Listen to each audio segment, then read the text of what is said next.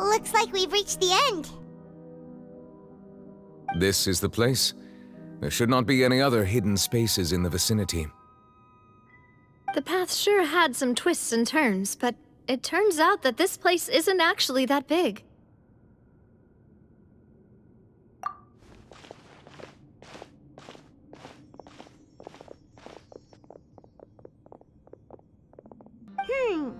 There are 4 locations in total, but only 3 stone slates.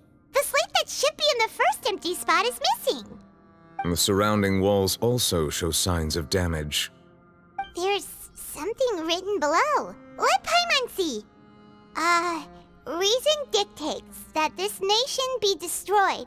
I shall record the history of its future here in its past. Say what? It feels like someone left these slates and these words here for a purpose. But does he mean that Fontaine should be destroyed? That would fit the circumstances dictated by the prophecy, yes. Indeed, the slate's contents correspond to it. Take the second slate, for example. There's a person kneeling here. She seems so dedicated. And there's a whole bunch of other people behind her doing the same. She's facing this... what is this? Some kind of island in the sky? And is that Lady Furina in the third image? Did the Hydro Archon fall into the water? And is that a ring of people around her? Paimon doesn't quite get it. Are they all in the water? The fourth image. I know this one. This exactly matches the content of the prophecy. The people will all be dissolved into the waters, and only the Hydro Archon will remain, weeping on her throne.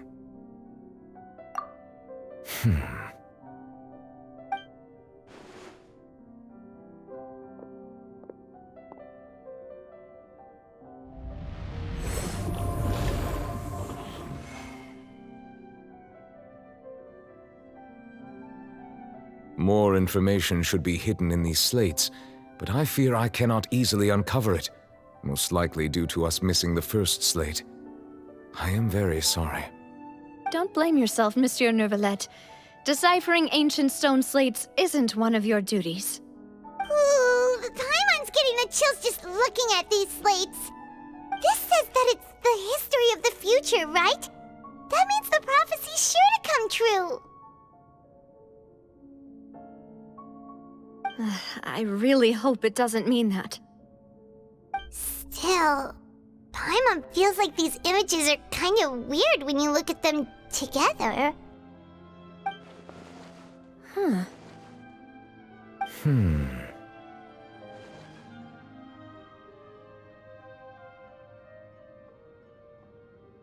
That's right! If the images are in chronological order, shouldn't the fourth, the waters drowning Fontaine, come before the third, where the Hydro Archon herself falls into the water? And yet the order is reversed here.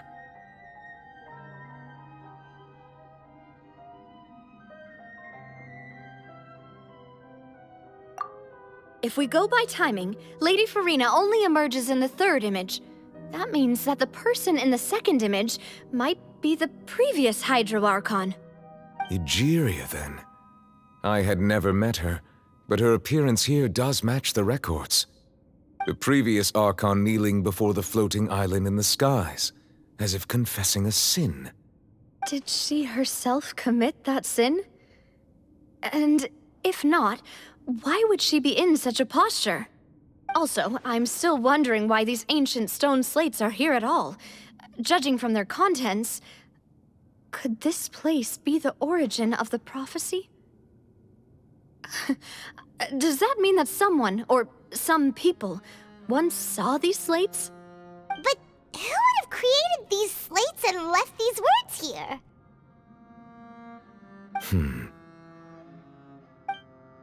It seems that any further clues will have to come from Furina. In that case, there's no time to lose. There's nothing else to be gained here, so let's head back first. Yeah, we better get somewhere safe for now.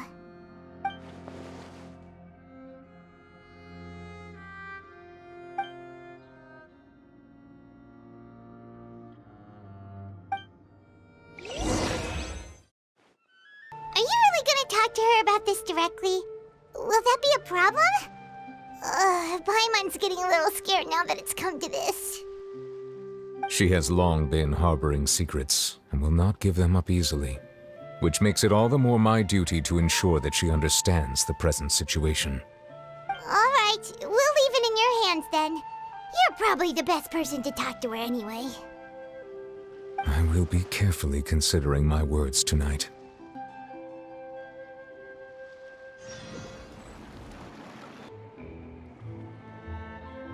Oh, that voice.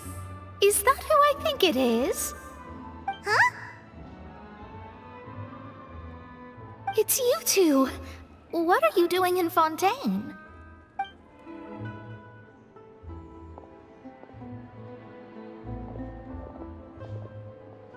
Mona? We didn't expect to see you here. Wait, you're not a Fontanian, are you, Mona? Well, I have some business to attend to here, so I booked a hotel in the city.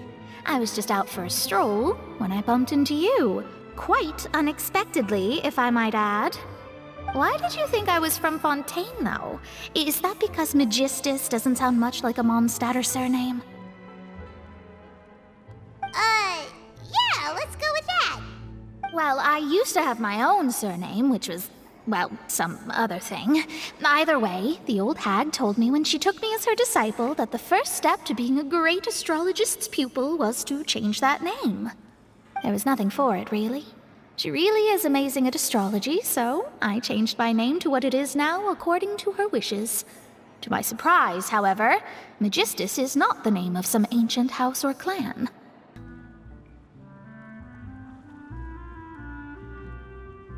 Astromancer Barbeloth Trismegistus. But anyway, you're not Fontanian, are you, Mona? You're from Mondstadt, right? Well, I was born in Mondstadt, yes. My parents migrated to Dorman Port, and I traveled with the old hag for a while, after which I settled down in Mondstadt City. Oh, that's a good thing then. At least we know you won't be dissolved by Fontaine's waters. What do you make of that prophecy, Mona? Just tell us what you think as an astrologist. Your word would go a long way to make things more certain and less scary. What I can tell you is that I'm an astrologist, and that this prophecy concerns the fate of Fontaine, even that of all Tevat. Ascertaining this is akin to reading the fortune of the whole world. I'm afraid that this is not something that just anyone can do. If I could do it, you would no longer call me an astrologist, but a visionary. But on the flip side, the prophecy is so huge and powerful that it must surely come from a powerful visionary.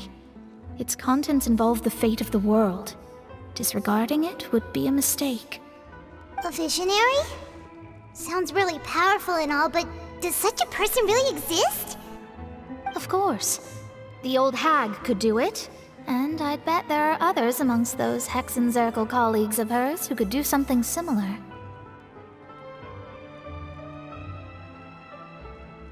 Huh? Are you sure? All right, I'll help you. It isn't often that I see you with such a serious look on your face. I'll tell you once I hear back from her. Thanks, Mona. You're amazing as always.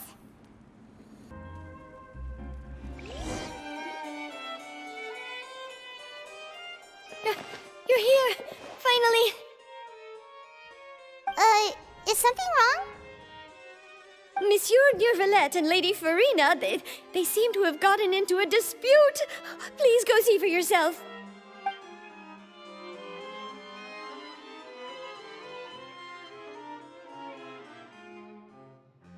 Like I said, I've already explained everything.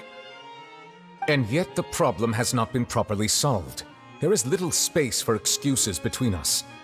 It is not my intention to offend you, but please, tell me where you stand. You are the Hydro Archon Focalor, are you not? Look at this.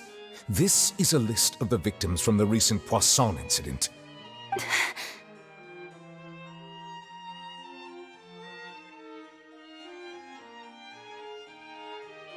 You mean... they're all...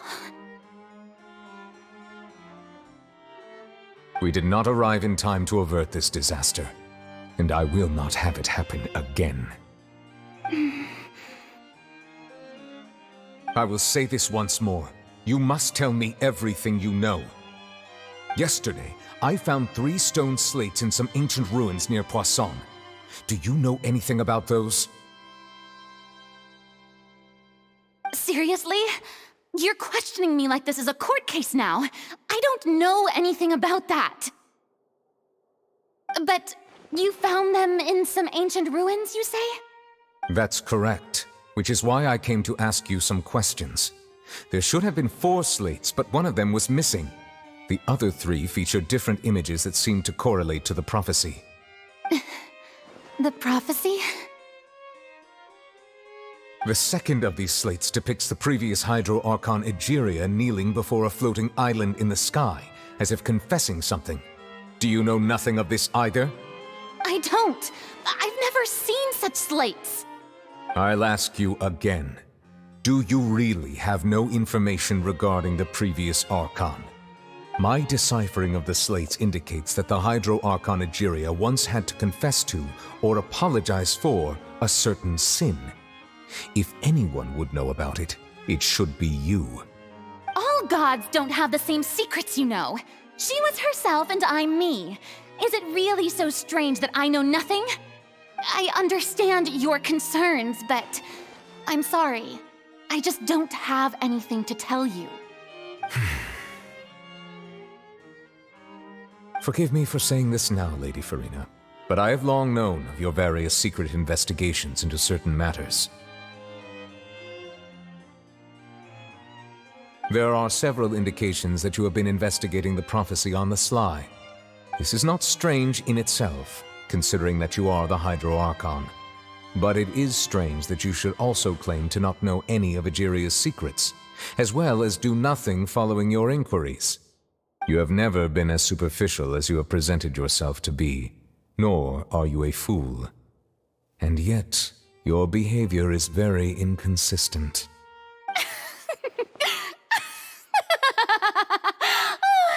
So you've been watching me all this time, have you? I didn't think you were that type. You... Well, since you know about my secret investigations, then you should know I'm actually working to take care of it. There's no point questioning or suspecting me. You're the Eudix, but you're still my subordinate. You should be following my lead. Just trust in me, you're Archon, and do as I say. Never mind whether you can truly convince yourself to or not. It'll all turn out fine. That's all I have to say. We do not discuss this matter again. Oh, the opera's about to start. Toodles!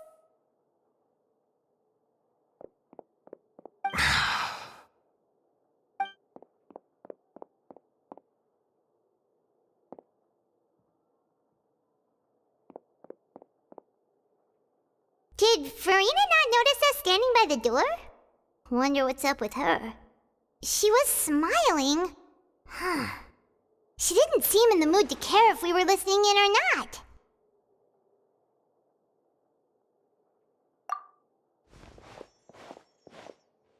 I assume you've been outside for a while now? Oh, you noticed. Seems Furina didn't even realize we were here. She was in a great panic, though I cannot discern the reason. Our discussion reached impasses time and again, a state of affairs that we cannot allow to continue. Still, I do not understand. Dialogue is the basis for understanding, so why did she keep refusing to engage?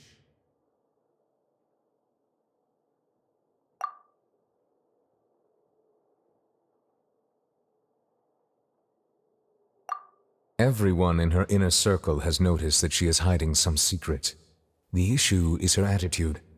I fear that she will not reveal anything unless absolutely forced to. We may have to create a situation in which she will have no choice but to speak.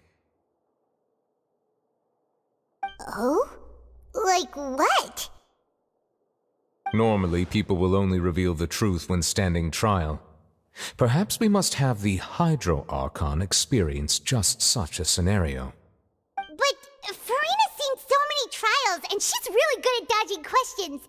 How do we make sure that she won't just slip away at the first chance she gets? We will need to consider this thoroughly, join forces with various parties, and then do what we can. If at all possible, I would prefer to recuse myself from this affair, but we must prevent the prophecy from coming to pass. This may be cruel to her, but all Fontaine is in crisis. The information a god possesses is too precious, and so we must take a chance on this. But who will lend us their aid to do such a thing?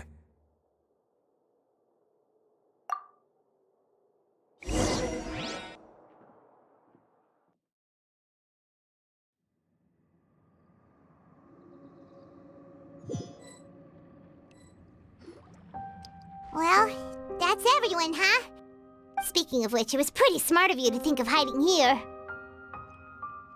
Poisson was just involved in a disaster, so it's presently devoid of people. That naturally makes it the best choice. Our friend here, the Traveler, has brought us together to discuss something. As for what that is, well, let's start by saying that we'll be pooling our efforts together to create a series of traps. Oh, how intriguing. But we shall require much more courage than any hunter to judge a god, a being whose seat is an exalted throne. Oh, so that's what's going on. Sounds very interesting.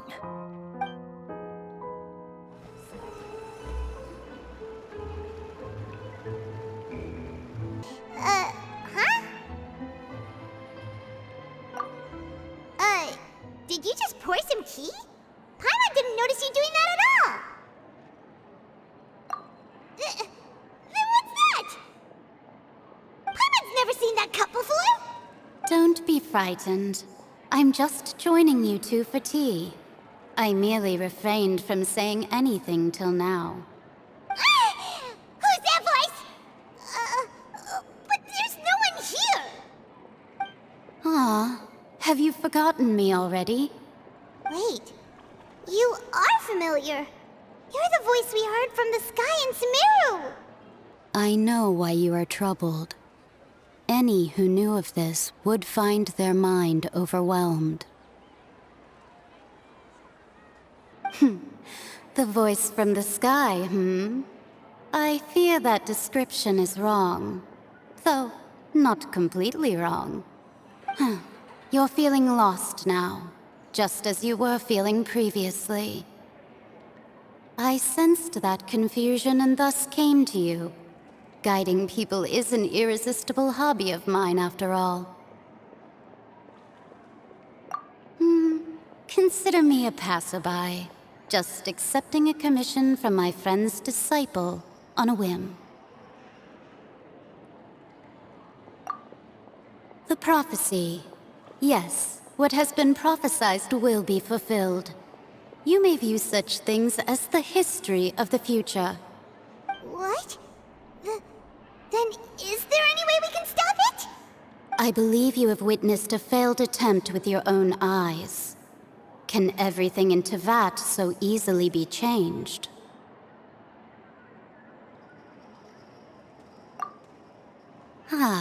So you've caught on.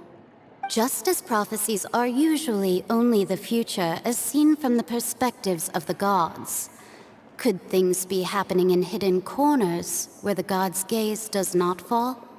Are the things that you shall see different from the fate that the gods perceive?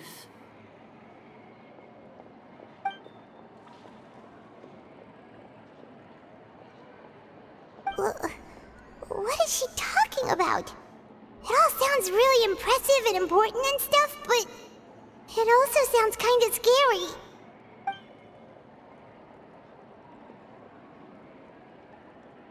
I believe that you understand, right? Some things are insignificant, but others you must reach out to change. Ultimately, Fate shall serve as your only guide, no matter what will happen in Tevat's future. All you need to do is to play your part. This was good tea, by the way. Thank you for your hospitality. Well, that'll be all for today. The voice. It's gone.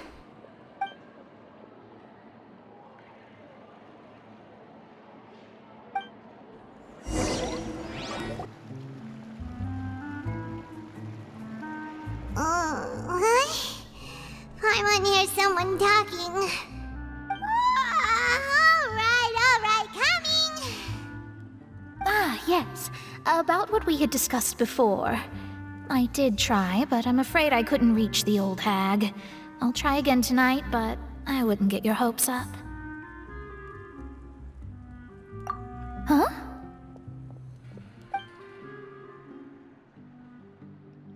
The Hexen Circle members are certainly anything but ordinary.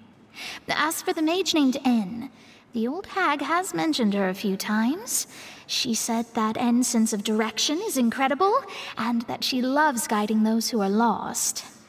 But I've never met her, and if she were still alive, she'd be... well, suffice it to say that the hag's at least a few hundred now, and N's been around for longer than that. Whoa. The Hexen Circle sounds like a scary group. But they must really stay in shape to live so long. Their abilities alone are pretty terrifying. If she came to see you personally, then the problem you're facing must truly be of great importance. Well, it's not like Paimon could understand anything she said. Yes, she was quite cryptic, but I suspect she means that there is still a way to turn things around. She didn't say when or what that would be, though, so... perhaps it is something that you cannot know right now.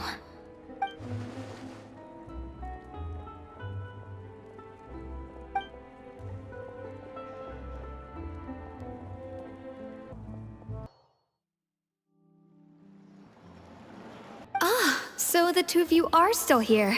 Wonderful. Oh, you're from the Palais Mermonia, aren't you? Yes, I'm Isadora. Monsieur Nouvillette sent me to look for you two before. Actually, I'm here to pass along a message from him. Yes, inside the Opera House. The Maréchaussée Phantom has declared the incident a small-scale riot. A riot? Well, that said, I don't personally think it was that serious. Lady Furina was watching a performance at the Opera House, and while she was resting during an intermission, some other audience members suddenly started harassing her, loudly accusing her of doing nothing about the prophecy crisis. And before she could respond, others started to join in. The crowd continued to grow, and protests against the Hydro Archon started to break out. So people have started to put the blame on Furina. Guess they finally found an outlet for the pressure they've been under due to the prophecy. Seeing that the situation was spiraling out of control and that further argument was pointless, she claimed that she'd gotten tired of this and left in a hurry. The Maréchaussée Phantom had their hands full maintaining order and did not catch where Lady Furina had gone. Only when things had stabilized did we realize that she had gone missing. So, you mean she's still missing? That's right. The Maréchaussée has dispatched many people to search for her, but we don't have any leads yet. That said, I don't think there's much to worry about. She is a god after all. Even if she were to fall into the hands of rioters, what could ordinary people do to her? Good. Monsieur Nouvillette sent me to tell you about the situation, but he didn't say anything else. Don't worry, this is more than enough to go on. Thanks for keeping us informed. Ah, is that so? Well, all right then. In that case, you two take care. I'll be heading back to the Palais now.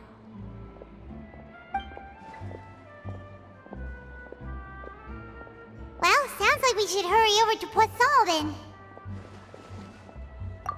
If we know Furina, she won't try to fix things in this situation. Instead, she'll look for a place to wait out the heat. And as we also know, she may be loud and dramatic, but she doesn't have a heart of stone.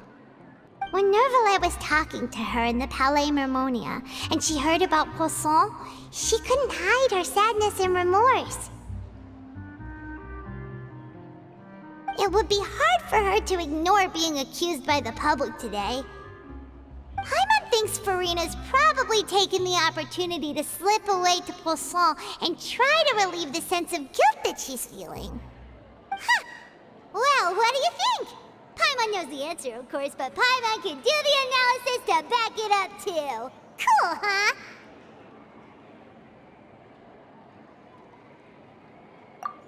In that case, there's not a moment to lose. Poisson, here we come!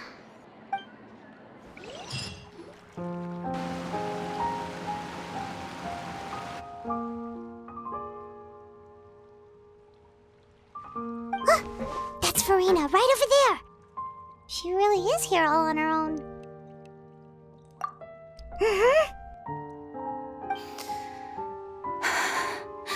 Should I just give up? This is all meaningless. What was meant to happen did happen after all. Everyone's dead. I'm sorry. I am so sorry. Give up, Furina. There's no point in holding out. I'm sorry. But what can I even do other than to repeat meaningless apologies over and over? Who's that? Don't worry, Furina, it's just us.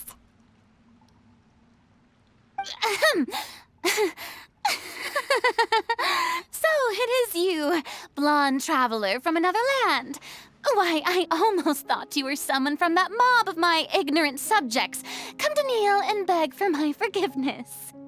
Furina, you were crying just now, weren't you? The tear stains on your face are obvious. What do you mean, tear stains? Oh, I remember. The show at the Opera House earlier this morning was so moving. I'm still trying to process it. Who did that uncivilized rabble think they were, disturbing my enjoyment of the arts? They even dare to tout their archon. I must teach them a lesson. I can just imagine their twisted and frustrated faces once they realize that I'm nowhere to be found. Oh, and I'm sure Nouvillette and those people from the Marche Chaussee Phantom are freaking out right next to them, too.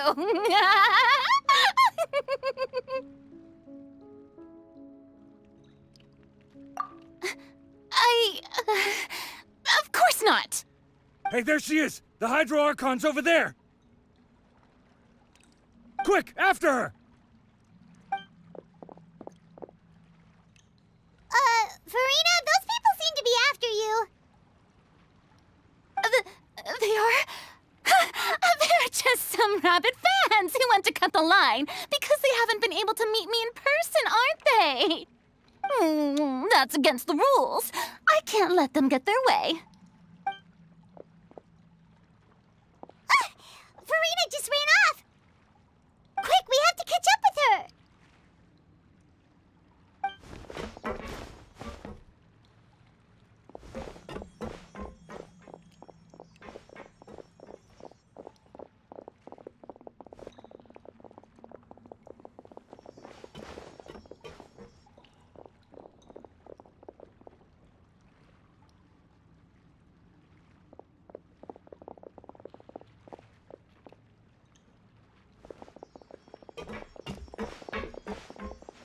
This should be the place, right? Hey, Furina! There's a good hiding spot over here. Quick, come to Paimon before the rest of them catch up to you. What is this place? Hurry, they're almost here. Fine. I suppose haste is warranted. Lead the way.